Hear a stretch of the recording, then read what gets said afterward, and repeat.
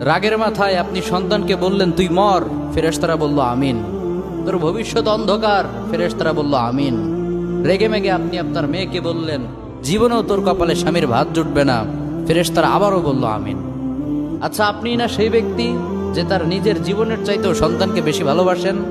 আপনি না সেই ব্যক্তি যে তার সন্তানের জন্য হাসতে হাসতে নিজের জীবনটাও দিয়ে দিতে পারেন? আপনি না সেই ব্যক্তি যে আল্লাহর কাছে নিজের চাইতেও সন্তানের জন্য বেশি দোয়া করে?